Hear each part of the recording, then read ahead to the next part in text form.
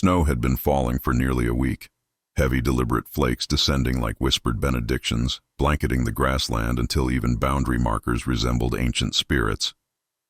Gusts rattled the glass panes of Jedediah Boone's homestead. Yet within, flames danced in their stone chamber while the oil lamp glowed as it did each evening, soft, amber, steadfast. Jedediah kindled that lamp nightly with the same devotion he showed grooming his stallion's coat or etching names into barn timber of livestock long departed, not from routine but from faithfulness, because once someone had awaited his return. And though she now rested beneath a line of wooden markers, his vow remained unbroken. No travelers had crossed this territory in weeks. The path lay buried beneath drifts and quietude. Even ravens had fled southward. When he spotted the silhouettes, two dark forms against the pale landscape, he initially mistook them for wild dogs. Then one faltered. The elder caught her companion mid-stumble.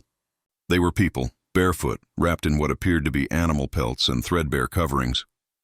Jedediah remained on his walkway, simply observing the lamp swaying beside him in the wind. Its flame made their eyes shimmer like frightened wildlife. They offered no words, merely stood at the yard's perimeter, uncertain. Jedediah lifted his palm, not exactly welcome, not refusal either. A measured motion, subtle as drawn breath. Sufficient. The older one nodded carefully and guided the younger forward. He opened the stable entrance. They entered. He didn't immediately follow, standing in the snow until it penetrated his boot leather, peering into shadows behind them as if some third presence might emerge, a pursuer, a claimant. But only wind and ancient silence remained. Within the barn, aromas of damp hide, hay, and wood smoke blended. The girls huddled near the milk cow, who stirred but remained peaceful. Jedediah set down a metal cup of coffee by the support beam, saying nothing. He was uncertain if they understood English. The elder accepted it. Her hands showed redness and cracking. A thin scar crossed her lower lip, pale against darker skin. Her gaze didn't beg, it assessed. She offered no gratitude, yet didn't waste the drink. When he turned to depart, the younger, barely beyond childhood, murmured something in an unfamiliar tongue. The elder provided no translation. Returning to his dwelling, he left the entrance unsecured. That night brought no sleep. He sat in his wooden chair beside the hearth, carving an old cedar branch to nothing. Outside, snow muffled all sound, yet he couldn't stop hearing that whisper. By sunrise, the girls waited on his porch. He opened before they could knock. They appeared half-frozen, shivering with lowered heads. He indicated the fireplace. They stepped inside.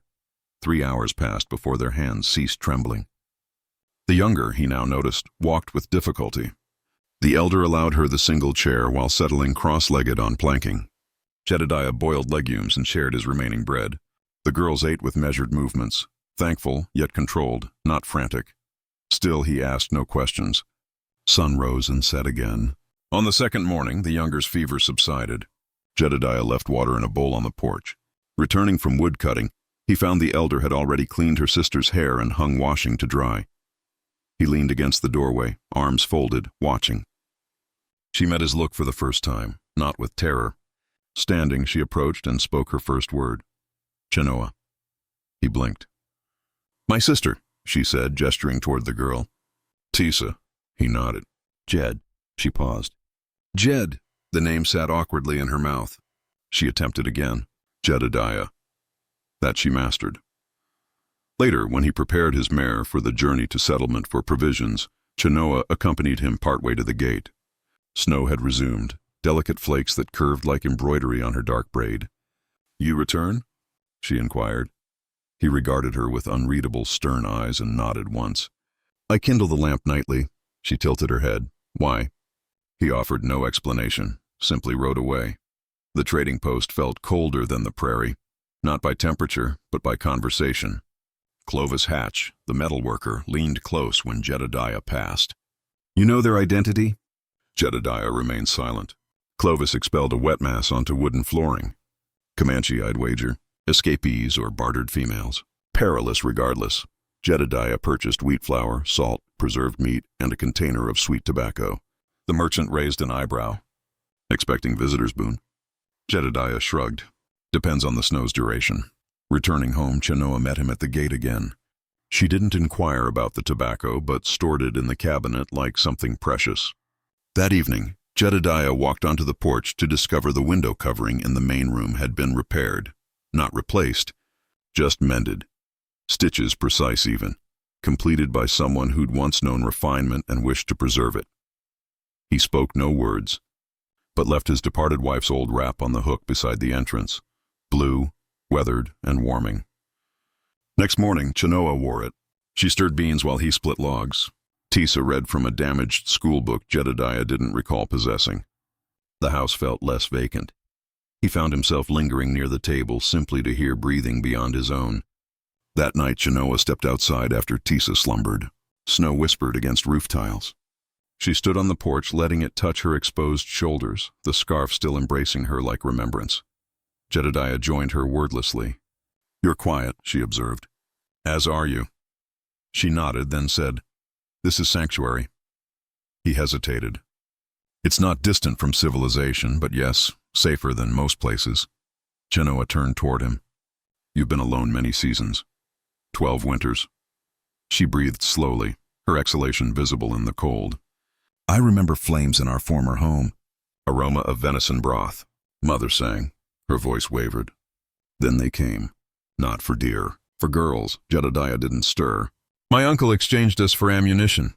Jedediah looked elsewhere. "But you didn't inquire," she said. Didn't stare. "I've witnessed too much to gawk." She touched his hand barely. "You believe we'll remain?" He didn't respond in words, but left the door unlatched again. 3 days elapsed. On the 4th, the sheriff arrived. Jedediah was repairing a fence post. Chenoa stepped onto the porch.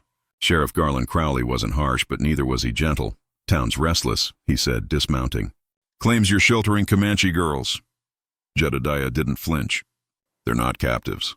They're guests," Crowley observed Chenoa. "You claiming her?" Jedediah paused.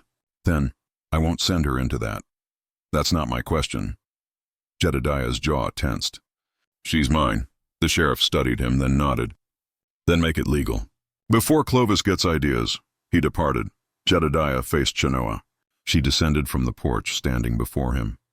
"Your law requires marriage." "It does." Chenoa reached up, untied the blue scarf, and extended it. "Then present this to me again as a man offers a gift." Jedediah accepted the scarf slowly, wrapped it around her neck with unsteady fingers. They didn't speak of affection, but in that gesture, quiet, weathered, unshaken, it dwelled.